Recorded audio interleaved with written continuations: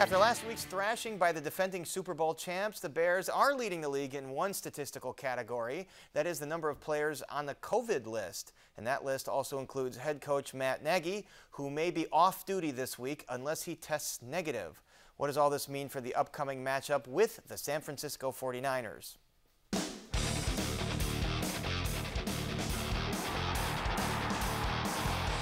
Joining us is James Big Cat Williams, former offensive lineman for the Chicago Bears from '91 to 2002. Big Cat, always great to see you. So this one was a debacle from the word go. Who's to blame here?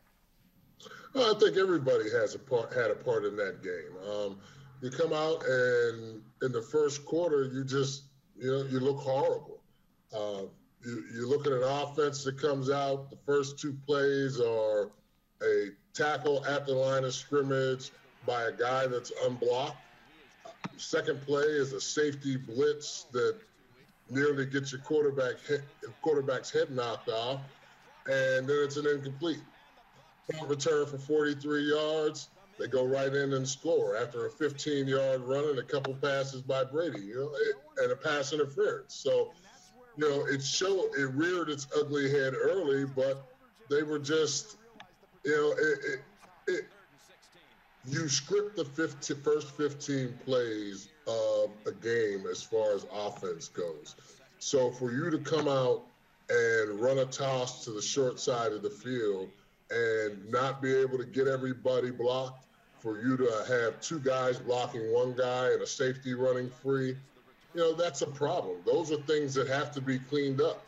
It's players, it's coaches, it's everybody. That's definitely a breakdown, and there was just no chance after all that. Justin Fields this week and receivers said they admitted they're not on the same page. What do they have to do to get on the same page?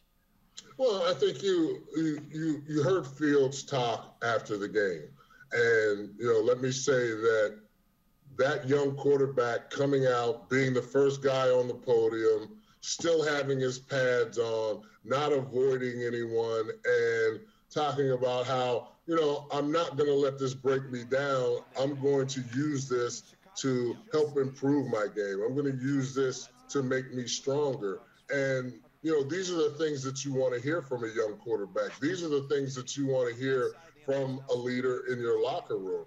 I know a lot of guys after a bad performance like that would have gone back to their locker. They'd have scooted back in it so nobody could find them, or ran to the showers real quick. So for him to come out and, tell you, look, I'm not used to this, but I'm going to work hard to make this better.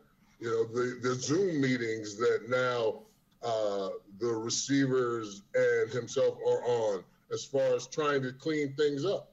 I mean, these are the things that you need to do. Yeah, you definitely get the sense that he's got the mental makeup to really be resilient. And certainly he didn't play well, but it's not all his fault. There was no blocking for him. As you mentioned, the scheme didn't make a whole lot of sense in the very beginning. And now we know that Coach Nagy is in this COVID protocol. If he doesn't coach, it's going to be the special teams coach, Chris Tabor, on the sidelines. How does that impact the way you go about the game?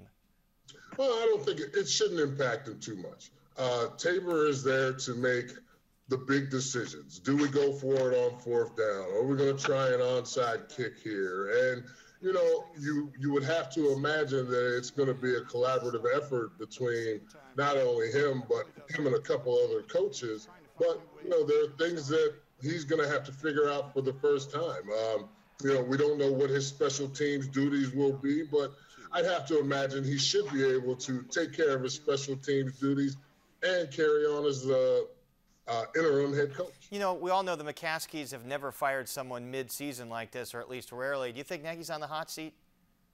I do believe he's on the hot seat. When you talk about what the organization went through as far as Trubisky was concerned, and now you have Fields come in and you get him in the games, and, nothing has seemed to change. So you've got to imagine, yes, between now and the end of the season, that seat's got to be kind of warm. All right, well, the Bears face the 49ers this weekend. They're struggling, too. How do you assess this matchup? They're two basically even matched teams. You look at the 49ers, they run the ball well. They have a few injuries on offense, so, they're a little depleted. The Bears are the same way. And defensively, the 49ers are pretty good.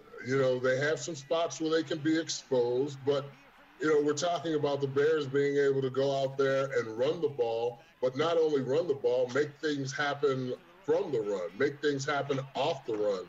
And if they can't go out there this weekend and do it against the San Francisco 49er team that, is around on the same level that they're on, the next couple of weeks are going to be really rough. And at what point do you pull Justin Fields, perhaps worried about how this all impacts his development, or do you just keep him out there no matter what?